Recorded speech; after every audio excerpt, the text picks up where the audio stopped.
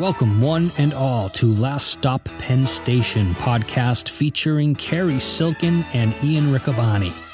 They dive deep into Cary's wealth of stories, and no subject is off limits. From the world of wrestling to his ticket agency, growing up in New Jersey, drug-fueled underground days, hustling in the French Quarter of New Orleans, and endless days and nights in New York City, every story is worth telling.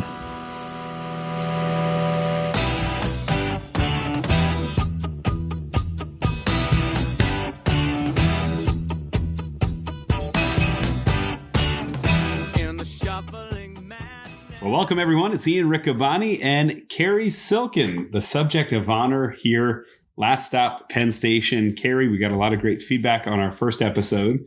And as we promised, we are talking this time about The Wrestler. Yes, The Wrestler, which was I was mentioning to my friend AJ before he got here. It's 11 years ago. That's wild. It feels like yesterday. It does feel like yesterday.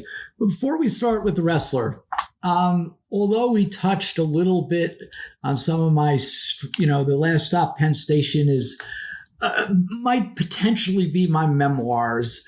I've written some stuff and I want to get it out in some form or fashion. Maybe this is the fashion it's going to come out. Yeah. So people might be wondering that know me from Ring of Honor, those couple of people that might know me and you, where did this guy come from? And just to give a quick capsule, I was brought up in northern New Jersey and only kid, nice parents, white picket fence type of community. And everything was rosy. I had really cool parents too, because my dad, he was a sports fan. He used to take me, he's a Yankee fan and a football Giant fan. He would take me to Yankee Stadium. And my mom, they both came out of the Depression era. My mom graduated high school. My dad didn't. He was a bartender. And, but they were hardworking people, real middle class, but they were good people. But my mom had a thing for classical music, jazz, and theater. So my father was a little rough around the edges. Maybe wasn't as educated, but he was open-minded. So early in life, my mom and my dad would take me to New York. My dad taking me to ball games and other sporting events, including Ranger games, including my first pro wrestling at Sunnyside Gardens and then Madison Square Garden. But my mom used to like to go to Broadway. And as well as seeing, they would go see like Duke Ellington or Frank Sinatra, good stuff.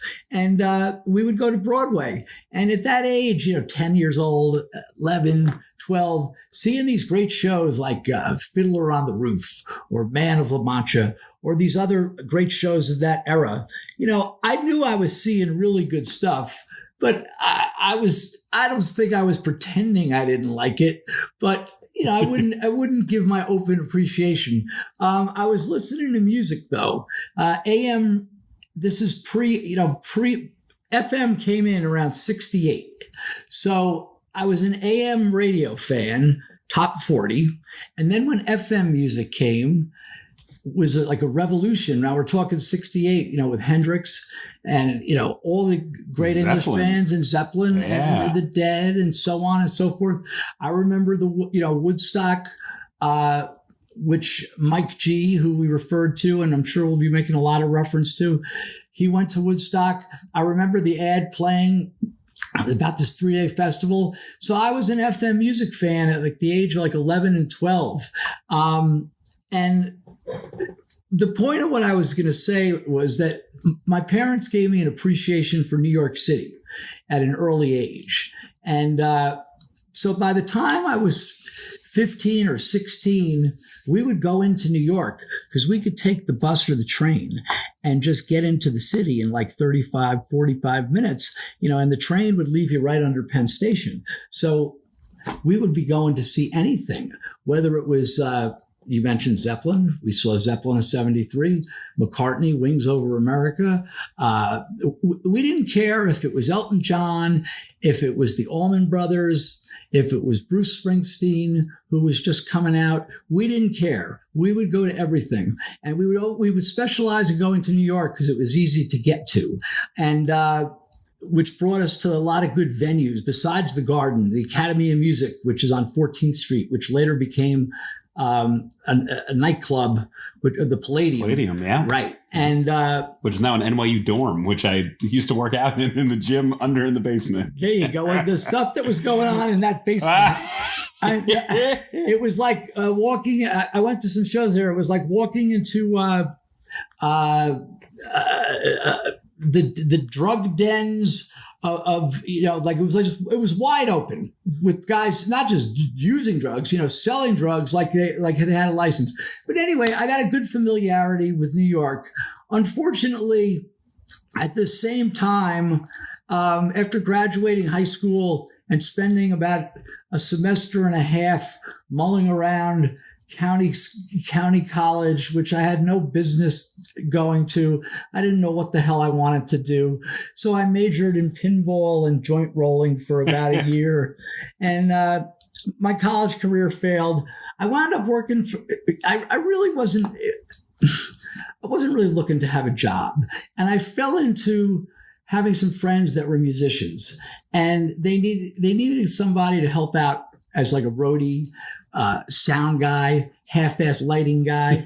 And I had like a short career, about 4 or 5 years, working for a lot of these club bands. There was a band called Crystal Ship that was a Doors tribute that was really popular at the time. Another band called Bonnie Parker. Bonnie Parker's still around.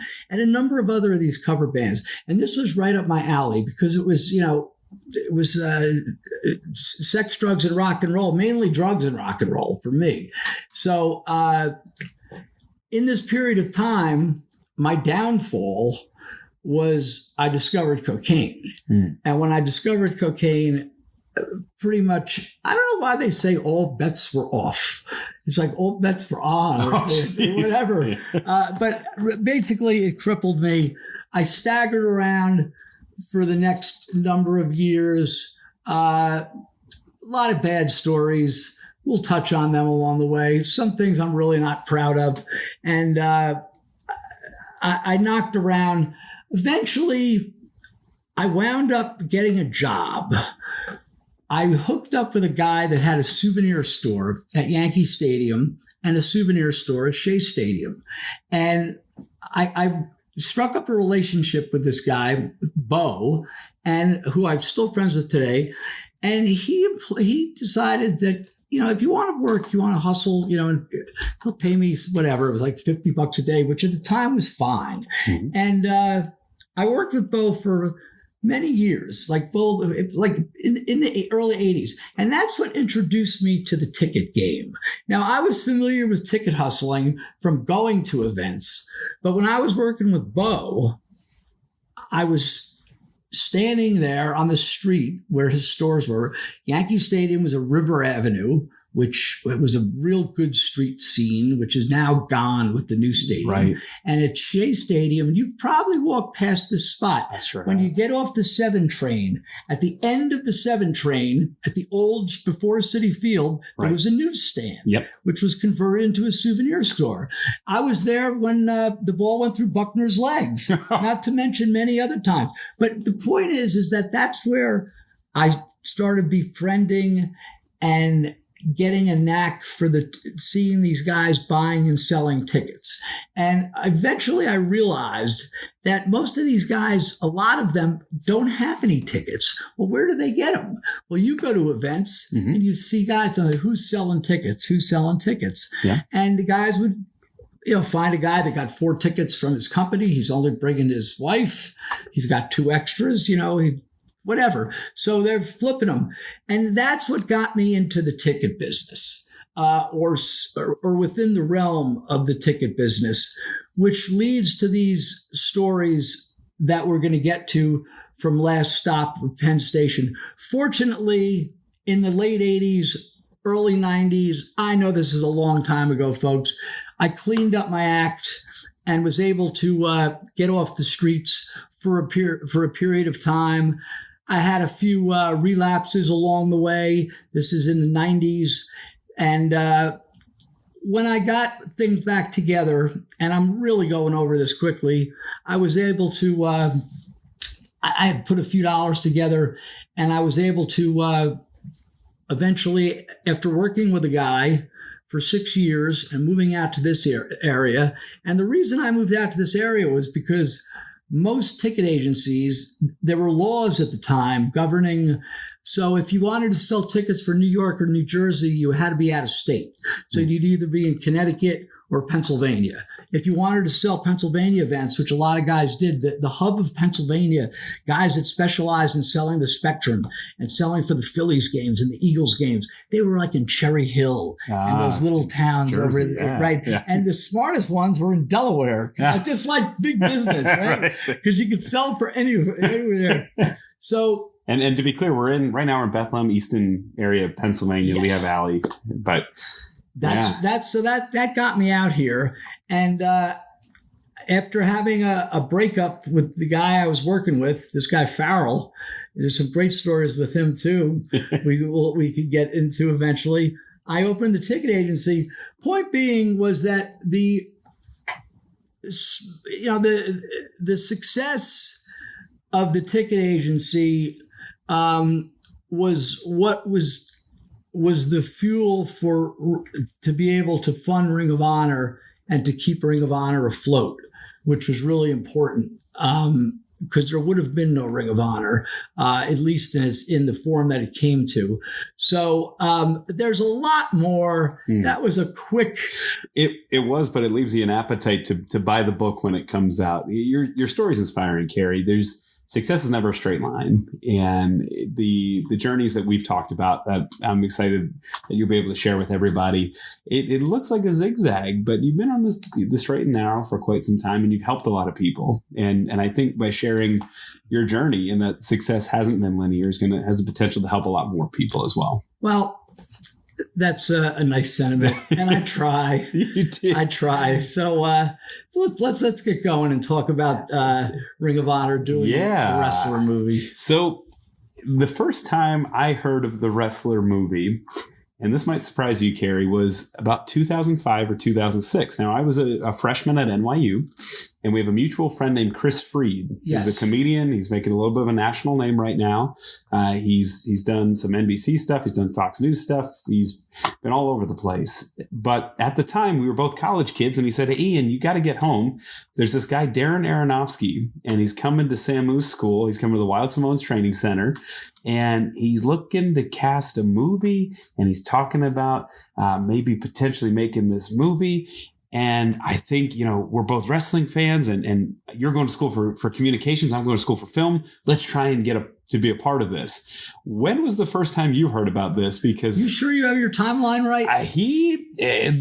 It could be off, but I remember being in college and him saying, "Come on home. There's this guy named Darren poking around." Okay. Well, I too don't have exact dates, but I would guess that we were contacted.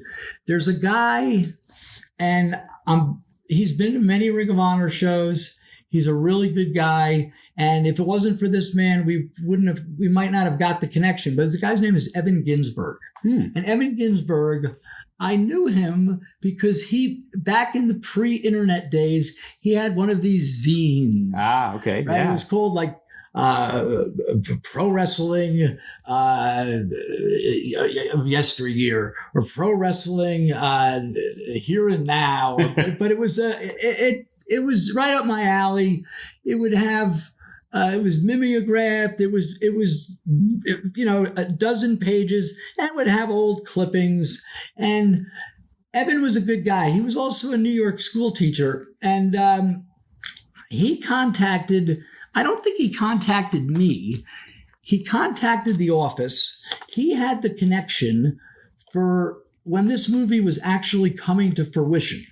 So it's possible. And today, in great preparation for this, after watching some interviews with Aronofsky and Mickey Rourke, it was they did indicate that the project was, they were bouncing the project around. And Aronofsky was saying that, there have been so many movies that had been done about boxing over the years. Right. He was surprised that it hasn't been any that fully, there's been wrestling a little bit. Yeah. And there's I don't even know if you could name any. And just comedies too. I mean, I think of Body Slam with Lou Albano and Roddy Piper. No Holds Barred, which isn't a comedy, right. but it really is. It's quite comical. The Wrestler, perhaps that might be the only, the original Wrestler. Excuse me. Right, and the one with Terry Funk. I like to bleed. No. Oh, damn it. What the hell was the name of that? Paradise Alley? Paradise Alley. Yep. Oh, you saved us there. There you go. You saved us there. Yeah. There hadn't been. Well, I like to hurt people. That was really like a cult classic. Right. That was like a Night of the Living Brother. That was so good. Yeah. For me. But there hadn't been anything that chronicled the journey of a wrestler. Nor broke kayfabe. Right, absolutely. Because, in No Holds Barred, that fictitious universe, Zeus was this hired mercenary from the network television executive. And Body Slam, the Wild Samoans were still the Wild Samoans, whether the camera was on or off. So, and the wrestler movie that you brought up, which Ed Asner's in it. Ed Asner, yeah. Ooh, there's another one. And I'm going to have to called, it's not Raging Bull. It's something Bull. It was, oh, damn it. I'm never going to think of it. But it was a 70s movie. And I'd always be fascinated when it would come on, like New York Channel 9. Yeah, it came on at Channel 11 too, WPIX. Or one of these, right. Yeah. But what the heck, whatever. There was another one. But once again, it didn't break kayfabe. So Aronofsky wanted, watching this today, he wanted to do this film. Evan Ginsberg got hold of us. Now, who's in the office at this time? It was yourself? Was Sid? Sid was there? Gabe Sapolsky was there. Yeah. And as we mentioned last time, Gabe was the executive producer, right. the booker. Yes. And what was Sid doing day to day at this time? Sid was booking the buildings. Okay. So something like Gary Juster would do now. All the stuff Gary would do, dealing with the licenses, dealing with problems that would come up. It was a different world. The Office was doing a good DVD business at the time. Oh, I bet. And so it was a different world. Mm-hmm. But we were approached by Aronofsky, and I'm trying to remember when the first time we spoke to him. I know he didn't come to I think everything was done over the telephone, mm-hmm. and they weren't exactly sure what they were doing, mm-hmm. but it was decided verbally that they wanted, if everything was going to go the way they wanted to use the Ring of Honor as the finale of the movie, mm-hmm. because at the time, I was wondering, well, why didn't they want to go to WWE? Or, they didn't want to, they couldn't deal, WWE didn't want to deal with them. Right. And they wanted to shoot, this is interesting, they wanted to shoot everything within New Jersey. Even though Aronofsky's office was in Brooklyn, New York, and I'll get to more of that in a second. So they contacted us, and we're like, sure, we'd love to do it. And early on, I remember going to Brooklyn. That might have been the first time I met him. What's the neighborhood when you go right across, like the I guess it's Williamsburg. Williamsburg, Park Slope. A real nice area, yeah. right over the bridge by Chinatown. That's Williamsburg. Yeah. Yeah, he had that was chill. This is back 2007. He had a little office right near the water, and I went over there. And he was doing casting. Nothing was really set in stone yet, but he was doing casting. And we had some guys go there, and I went there. And he actually said to me, hey, Cary, why don't you read for this? There's a scene with the promoter. There's a brief scene in the movie with this promoter. And I'm like, you want me to read for it? He goes, well, you're a wrestling promoter. I go, yeah, I guess. So I read for it. Well, I didn't make the cut. That's okay. But it's funny. There was a laundry list of mainly independent wrestling guys there, and other guys that were down on their luck at the time. Like R-Truth was there. I remember. And the reinforcer Andrew Anderson, who still kicks around. Yes. Yeah. And I remember R-Truth coming up to me. You know, he knew who I was. It was amazing. Someone told him, someone told him, oh, that's the guy who owns Ring of Honor. Yeah. And he comes up to me, he goes, hey, take my number, you know, if you're so.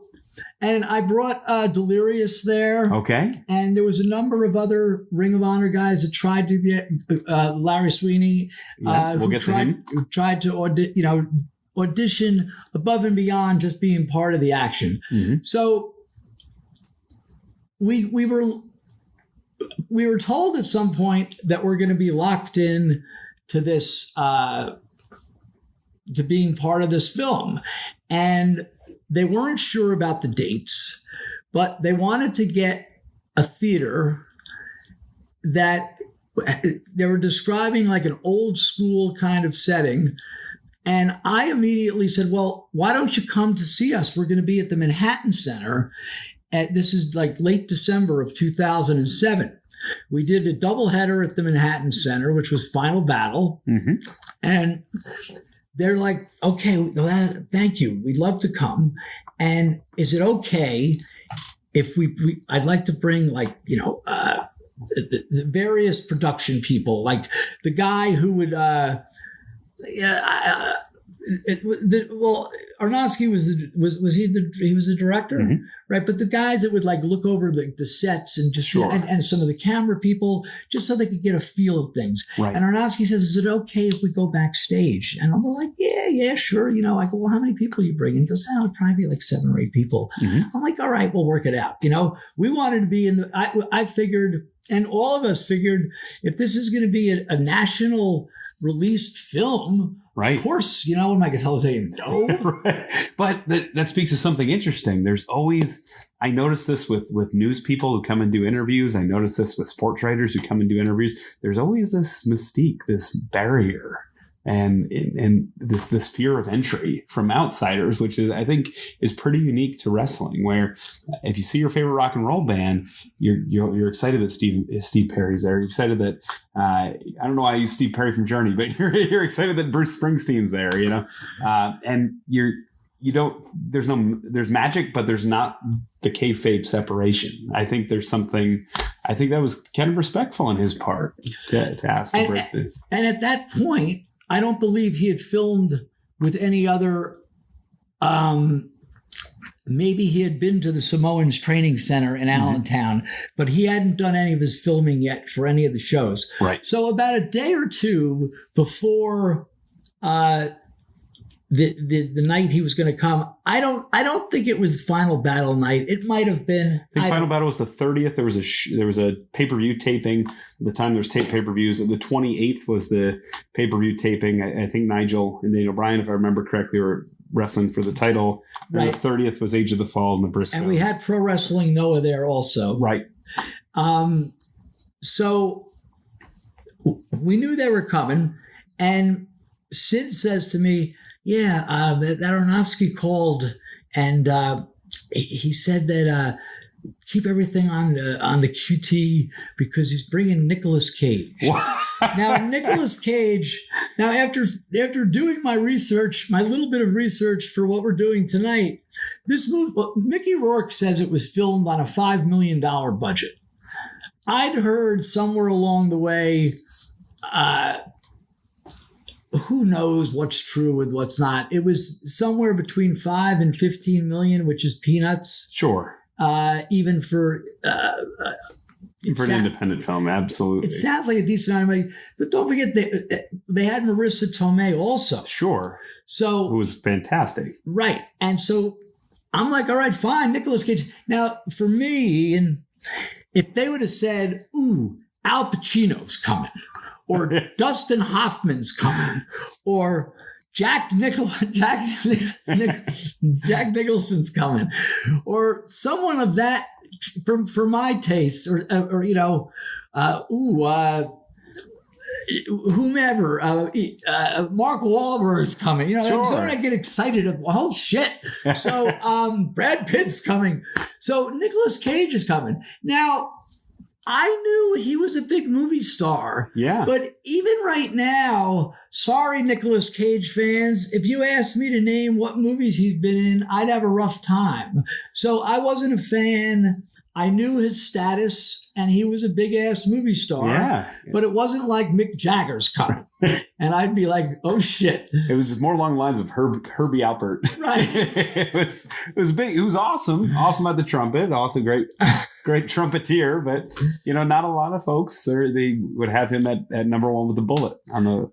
So we're the show's in progress, and I wasn't by ringside because I was waiting for these people to come. And you've been upstairs. I sure have. I've almost fallen through there's a scary area where I've almost fallen through the roof. Yeah, that'll be another story about just bringing the equipment up to the 7th floor, whether it's a band, whether it's a convention. Yeah. If you can't fit it in the elevator, they've got this crazy hole. Death trap. Right, it is a death trap. Yeah. Anyway, the show's going on. It's the middle of the show, which was good timing. I think we told them to get there in the middle, because if you don't get there in the middle of the show, the people are coming in. There's only one elevator. Yep. And if you don't want to cause attention and you want to keep Nicolas Cage under wraps, then you got to come in the middle of the show, which they did. So I was given the heads up that they were there. And I seem to remember maybe being in the front by Sid, and they may be called, and they were here. They're coming up. I think we told the guys at the Manhattan Center to be on the lookout for them, and up they came, and I whisked them off to the back. And I must be not the only one who's not a huge Nicolas Cage fan, because thinking back on it now, when I brought him into the backstage area at the Manhattan Center, which you've been in, and there's those little dressing rooms here and there. Little maze and little right. I brought him into that main front dressing room. Right. And nobody was like, ooh, it's Nicolas Cage. Maybe there was a couple of guys that were excited, but I told them, I might not have told them who's coming, or if I did, no one really was like, they're dying to meet him or anything. So there we are. We're backstage, and some of his camera people and his set people are walking around, getting the vibe of backstage, walking out in the front. So there I am, sitting at there's the couch, the table, and some chairs, and it's Darren Aronofsky and Nicolas Cage and myself. And we're just sitting there. And I'm like, oh, it's nice to meet you. He was tall and thin. And my first instinct was, it's not the right casting, but we'll get to that later. So we're making nice, and he's quiet. And all of a sudden, he says to me, hey, let me ask you a question. You run this place, right? I go, yeah. He says, he points at Roderick Strong, and he says, what makes him a good wrestler? I said, well, he's very athletic. He can really wrestle. He knows the business, and that's what makes him good. And then he points at Marufuji. Oh, okay, yeah. And he goes, well, what makes him a good wrestler? I go, well, he's a high flyer, and the training in Japan is very rigid, and this guy is just, he might look young, but he's got a lot of experience, and he's so good in the ring. And then I think he points at Necro Butcher, who's sitting in the corner. I go, what makes him a good wrestler? And I said, well, he has a different style. He has like a hardcore style. I go, well, look at the guy. He does these wild things, and it's usually not done in Ring of Honor, but, he's good at what he does. He's very violent. So he maybe asked me maybe he pointed at Nigel, maybe he pointed at Austin Aries. I don't remember, but he kept asking me, and I'm running out of answers. So after the fourth or fifth name, I had answered. I mean, this was coming in quick succession, and I'm running out of things to say why they're a good wrestler. He stands up and looks at me and says, "So what would make me a good wrestler?" And I'm looking at this tall, thin guy, probably 40 years old, maybe, I don't know, something like that. I'm like, well, I had to think on my feet quick, and I don't know if I thought quick enough, but I said, a lot of the greatest wrestlers like Ric Flair or going way back, guys like Buddy Rogers or, guys over the years, they knew how to cheat. They knew how to be bad guys. So that's probably what would make you a good wrestler. And he accepted that answer. There you go. And sat down. And Darren Aronofsky was very cordial. And the night went on, and we got the gig. Awesome. And so that was December. It was either the 28th or the 30th, depending on the timing, but both nights in New York. The taping itself for the portions that were filmed with Ring of Honor, which included the big scene in the main event of not only the movie, but also we'll talk about this. It was the second match of the card that it ended up being taped on. Were filmed in March. Correct. And so there's a gap there. Can you tell me about the communication in between December and March? Was Darren Aronofsky reaching out personally?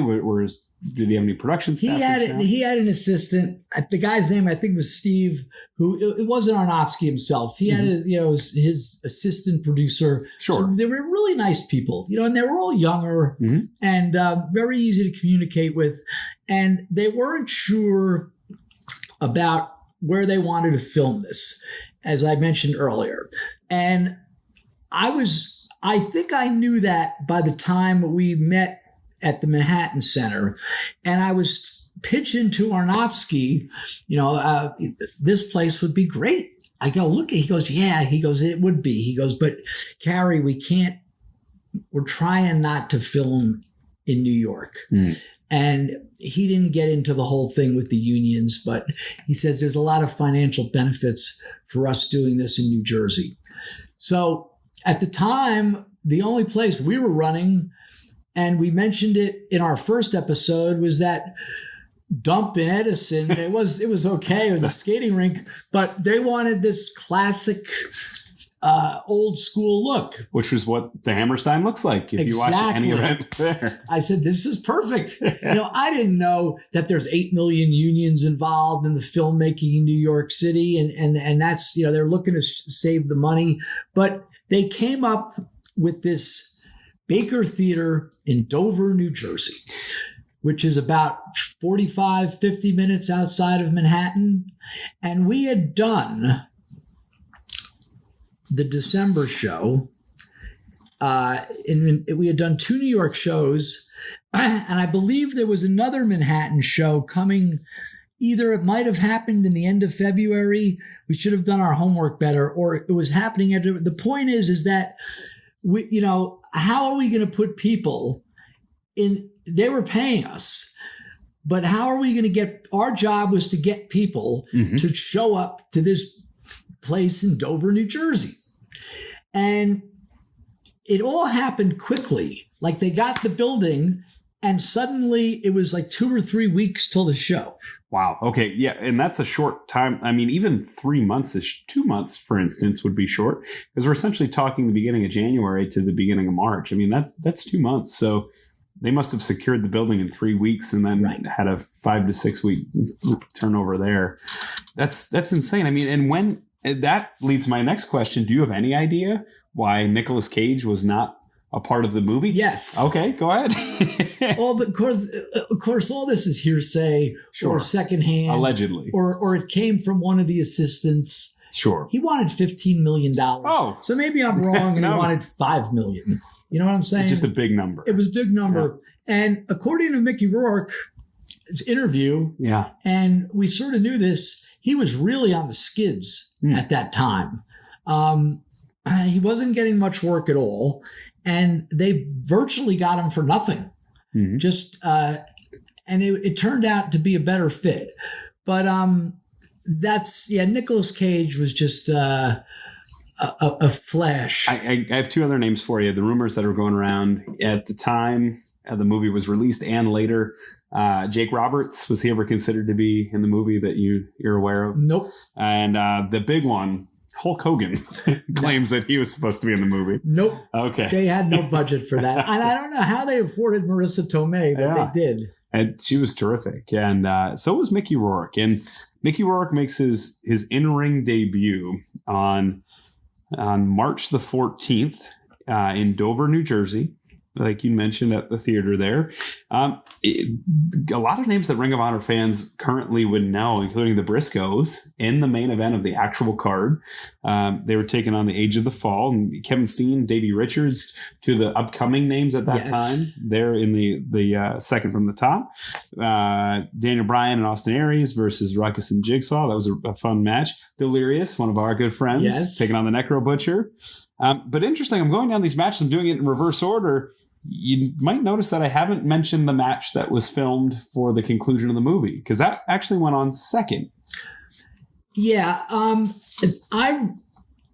My memory is them doing little bits each night. Mm-hmm. Like the matches would get broken up by them doing certain scenes, which leads to another,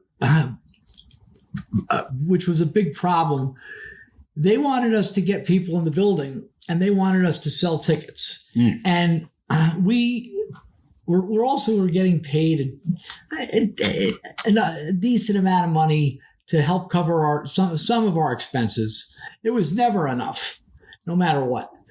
But we'd sold, I don't know, a couple hundred seats, 300.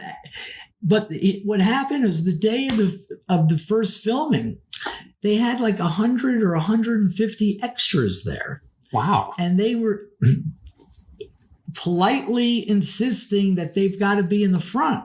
Ooh. And we had sold the front. You know, we somehow. What do you do to Greg H. and what do you do to Terry? I don't know. We must have given away a lot of T-shirts or something or DVDs.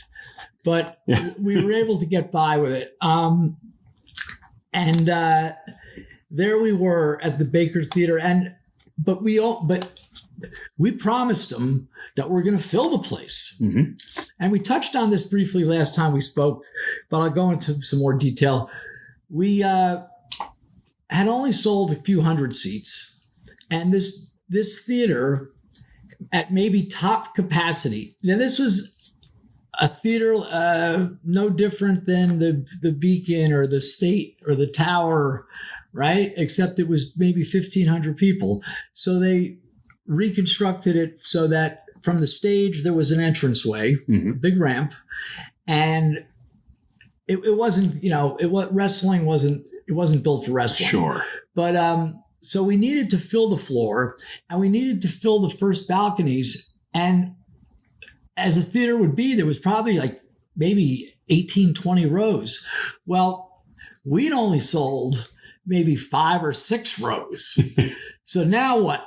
So Sid and I went up to Dover multiple times.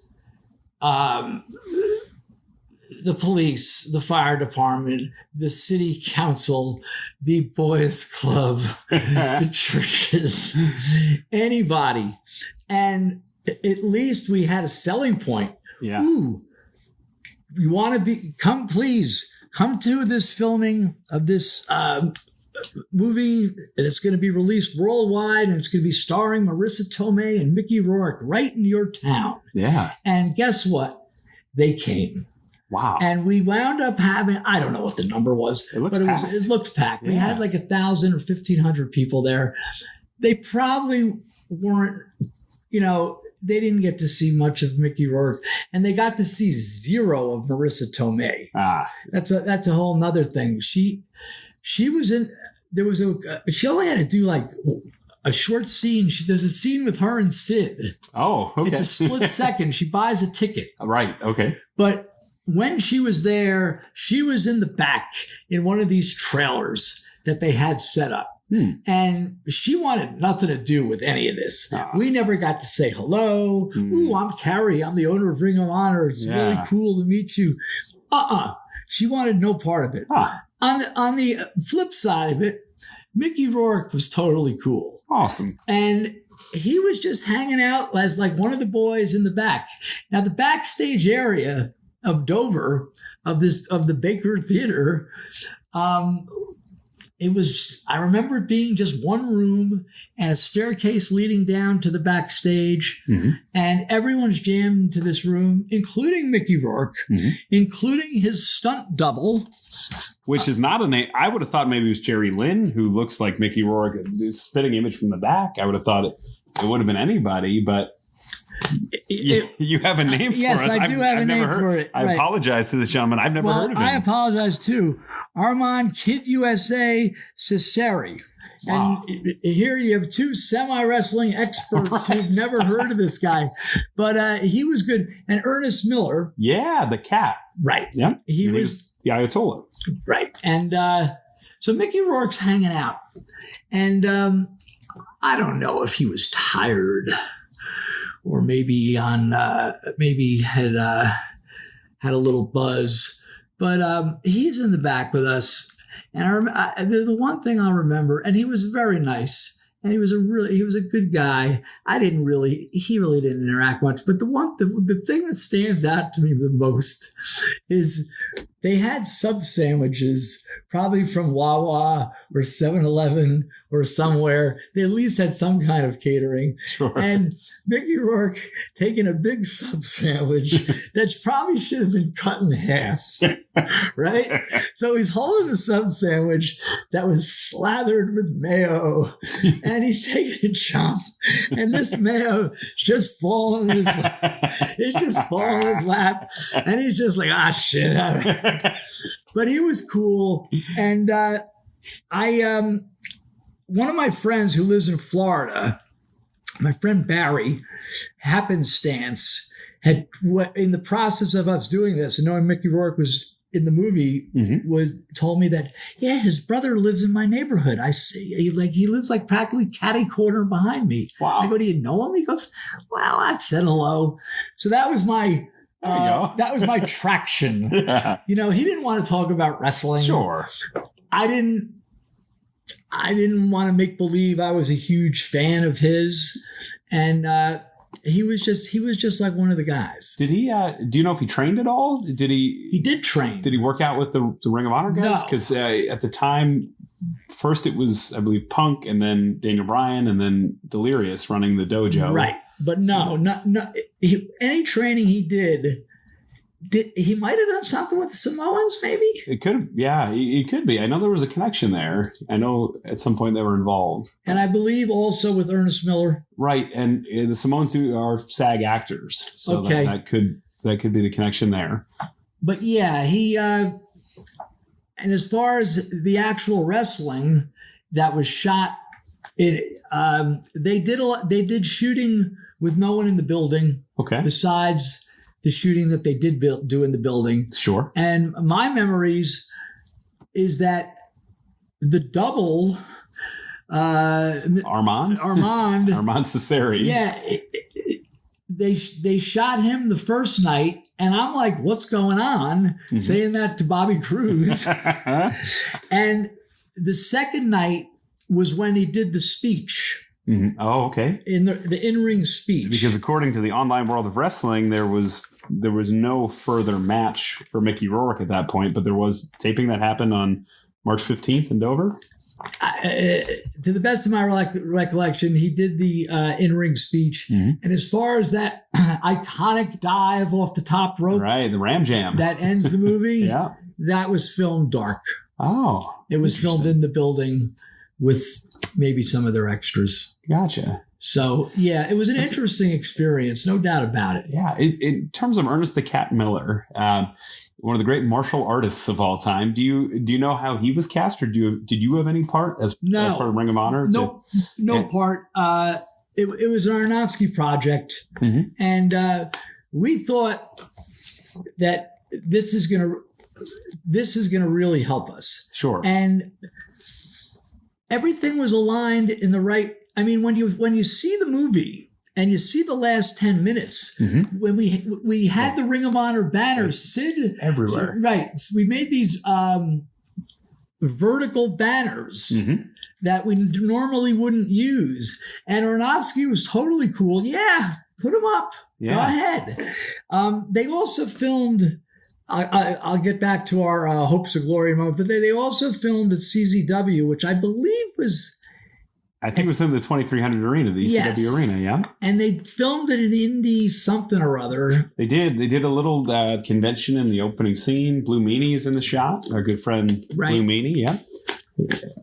So we had illusions of grandeur. Rightly so. Sure. The movie gets released. A big critical hit. Critically. Springsteen, big song. Well, that's another thing. Yeah. Before it's released, all of a sudden Bruce Springsteen lends a hand. It's beautiful. That beautiful song. Right. Yeah. And I think that was through Mickey Rourke, I believe. Oh, okay. Was able to get him. That was a last minute thing. Wonderful. So it was getting better and better. Yeah. Now there's a fucking Bruce Springsteen song in this, and which gets robbed from the Academy. It doesn't fit the criteria to be best song in the Academy. So yeah, robbed of the Oscar. Yeah. And once again, I mentioned this last week. So the premiere of the movie was at Lincoln Center at some hoity-toity kind of film festival. I think there were other movies being premiered also, but they had a specific time. And Aronofsky was able to give us like a couple of tickets. You know, I went, Bobby went, Bobby Cruz. I don't think Sid went. And when we sat there and we watched it, it was strange because at Lincoln Center, you would think they would have, a proper giant screen, but it was sort of like letterbox style. Oh. It was odd. So I'm like, but there we were. And when it got to that last 10 minutes, when, Ring of Honor is prominently displayed all over the place. My favorite mat of all time too. The black, the red trim, it's beautiful. Right.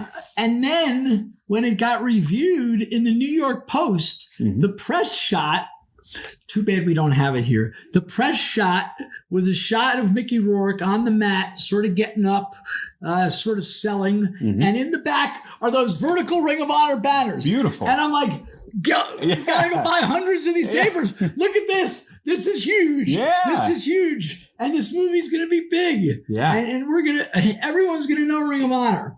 And that didn't happen. I beg to differ. Here's why. When I told my in-laws that I was the announcer for Ring of Honor, they said, the company that's in the movie The Wrestler. I beg to differ again because I've talked to Joe Koff, and the reason he knew, Joe Koff being the COO of Ring of Honor, Sinclair Broadcasting, the reason he knew in part what Ring of Honor was because of the movie The Wrestler. So I think that while it wasn't an overnight success, it was an incredible decision that has helped propel Ring of Honor in different ways and legitimized it in ways that other organizations haven't been legitimized. It's unfortunate we didn't have more in-laws at Joe Koff's.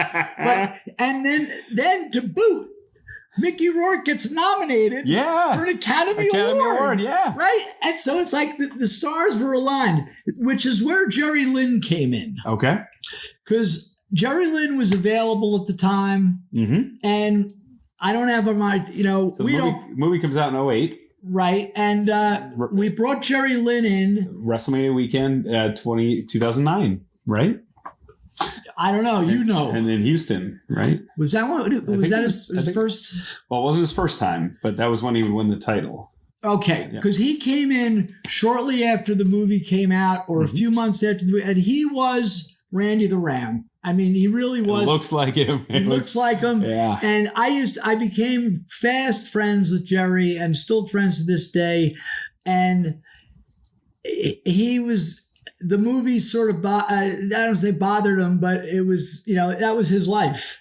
And he was, he, as you just said, he became Ring of Honor champion, and it all fit together. Right. The big payoff never came. For what I was looking at, I thought this is really going to put us, maybe if Mickey Rourke would have won the Oscar or something. I don't know how popular the movie really was. It's critically acclaimed. I mean, for anybody who's seen it, I don't think you can talk to them and I've never heard a negative opinion about it. Granted, I'm in the wrestling bubble, but it passes the Shelley Riccaboni test. Shelley's my mom. Okay. And if Shelley Riccaboni's heard of it and likes it, it's crossed a barrier in which she's the milquetoast mainstream. She's the entry point in my life. And so she's aware of it. She loves it. Well, it was a great experience. And, it was we were lucky to have the opportunity, and just, the placement of Ring of Honor in the movie is just really cool. It's and really it'll go down as another piece of the ROH legacy. Absolutely. So it was. I'm glad it happened. Let's take a walk through folks that were in the movie, right? So we talked a little bit about the cat. We talked a little bit about Mickey Rourke. Last time we talked about Sweet and Sour Larry Sweeney and his near miss, his near casting. Yes. Let's go into depth a little further on that and who ended up being the announcer. And well, there's a couple interesting things, and it was brought to my attention today in doing my little bit of research. They wanted to have their own referee in the scene with Mr. Armand, the double. Sure. And I don't know why. We were sort of baffled. Mm-hmm. And Arnofsky had a thing that he wanted Larry Sweeney. And he liked Larry Sweeney's look as a ring announcer, festooned him in a white tuxedo, had him fit, had his hair all done up, and he was cast, much to the dismay of Bobby Cruz. Right. And at the last minute, we knew that Sweeney's going to get a reaction from the crowd. I mean, there were a few hundred Ring of Honor fans there. He's well known at this point to Ring of Honor fans. Right. Yeah. And they didn't want that. And when it was brought to their attention by Gabe, and we made a quick switch, Larry was saddened by it. Bobby got to get his little part in the movie. But other than that, I don't know why they didn't use the officials. To me, Dave Prazak is missing from the movie, right? And Lenny Leonard as well. And those are kind of weird omissions to me, as somebody that watched Ring of Honor for so long. It feels odd that they're not. Yeah, if you're a purist, that's what you would expect. Yeah, and just it just feels odd to me knowing that era. It's also interesting to me that the Necro Butcher is in the movie. Is that because they needed to show the despair and the violence and just the willingness to do anything to make a buck in that scene with? Well, don't forget, the Necro Butcher scene was not a Ring of Honor scene. Right. That was the CZW, Sure. So, yeah. So he was happy. He happy as a pig in shit. They paid him well. Sure. He did his hardcore routine. They were, it was violent, and a staple gun. Right. Ooh. And he did it. And I remember seeing him, I think it was in between the CZW, the filming of his filming of the wrestler movie. And we had a show in between somewhere, and seeing him, and he's like, "Yeah, boss, they gave me an extra $500." Wow! They came up to me. I was in that little trailer, I was getting something to eat, and they even had some beer there. Wow.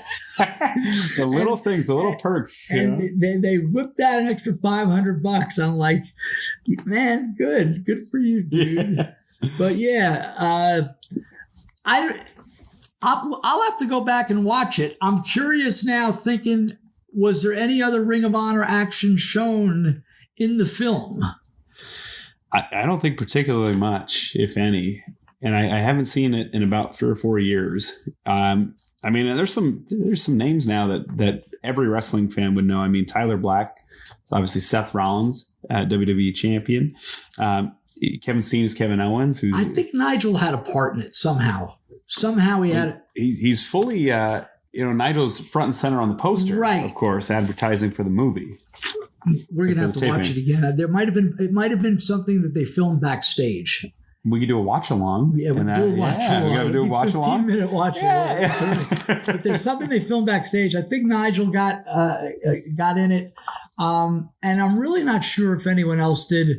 The people can't see. There's the actual ramp. The ramp they had going from the stage was so steep that Roderick Strong found a dolly with, what do they call that, with the wheels on it? Oh, right. Yeah, that's a dolly. Yeah. Right. And he rolled down. He used that on that ramp. I remember that ramp was treacherous to walk down. It was extremely steep, but it worked. Yeah, the long ramp, red with white trim there. We're taking a look at Cary's house, which is a literal museum of wrestling history. And he's got this beautifully framed poster. It's got Nigel in front, Delirious, Daniel Bryan. Also Austin Aries with Mark Briscoe, going to fire him as Cary, and the Necro Butcher. And one thing that jumps out to me, we see referee Paul Turner. Oh, yeah. Do you remember who the referee was in the main event? Was it Paul? Was it Todd? Or did they Ring of Honor main event? In the Randy the Ram. They didn't. They had their own referee. Okay, so they ended up going with their own They referee. had an actor. Wow, how can you leave out Dave Prazak, Lenny Leonard? I don't know. And Todd Sinclair, Paul Turner, two of the guys, the fabric of Ring of Honor. I was in no position to argue with these people. These people were very nice. Yeah. We were happy to be getting the exposure. Yeah. I don't think Todd or Paul complained. Sure. Knowing both of them, I doubt they. And Lenny and Dave, they wouldn't have been on site anyway. Sure. We only had to worry about Bobby, but he got his due. Bobby deserves it. Bobby's been around for forever. Was there any, and you don't have to name names, but was there any anybody who politicked to try and get in front of the camera? Probably Austin Aries. Okay. I said you didn't have to name names, Cary. No, he'd laugh. He'd probably chuckle over here. Not really. Anybody?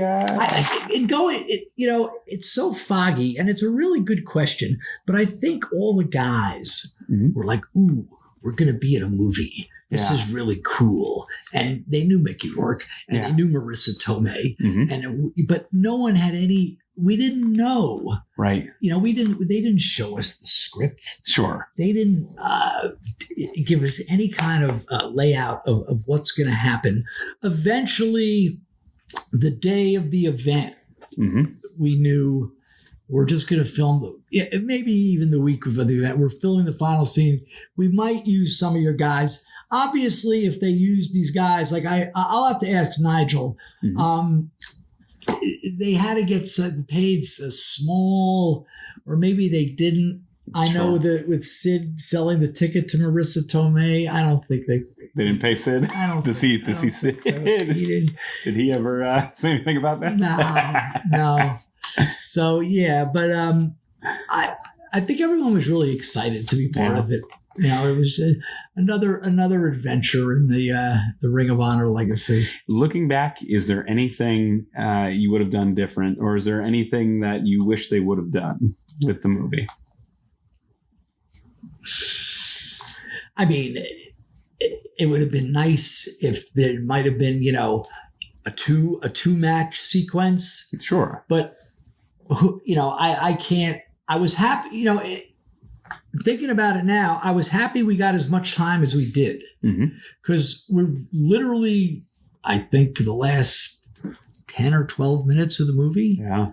So that was, that was fine with us. we were just things were going good at that point. Yeah. It was a different world, my man. It was, and you had a lot of the talent at the time. A bit of a turnover period. You had a lot of new talent coming in, like Kevin Steen, like Davey Richards. Eric Stevens was a name that was popping up quite a bit. I also saw Jigsaw and Ruckus on the card. Yes, absolutely. Jigsaw and Ruckus, and of course Nigel. He was the world champion heading into that event, or at least he appeared so on the poster that way. And it was quite an exciting time with that, though. We're going to wrap things up for this episode. Next time, let's talk about your first time partnering with any organization in Japan, the first time Ring of Honor went to Japan. How does that sound? Well, that sounds great. And we could also talk about when the Pro Wrestling Noah people came. They schlepped over from Japan. They schlepped over from Japan to talk to us. Wow. We couldn't believe it. Yeah. Well, and at that time, I mean, I remember Ring of Honor was the hot ticket. If you were a wrestling fan and you wanted to see quote unquote pure wrestling and wrestling the way a lot of folks remembered it from the AWA and the NWA and, just good straight up wrestling, you sought out Ring of Honor. It was the best of the independents. It was the best of and by then there was a bit of a track record of guys getting signed and kind of going on to WWE and doing things. So it doesn't surprise, maybe you at the time were surprised, but I think in hindsight, it's not surprising at all. We'll get into depth on it, but it was astounding. Gabe was, like Sid used to use the expression, asshole over tin cups. He was all excited. Yeah. And rightly so. Right. So we're being courted by Pro Wrestling Noah, who at the time were, they're still around, but at the time they were, a very strong promotion. They were battling for number 2, if not number 1 in Japan.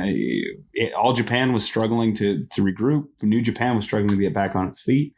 Noah had a real chance to really take the top of the market. Absolutely. Yeah, we could talk about that, and then we could talk about our relationship with them, and then helping us get to Japan, not once but twice. Wow, that sounds good to me. Well, thank you, Cary. It's been a pleasure. Thank you, Ian. Thank you all for listening to Last Stop Penn Station. We'll join you next time. Happy wrestling, everybody.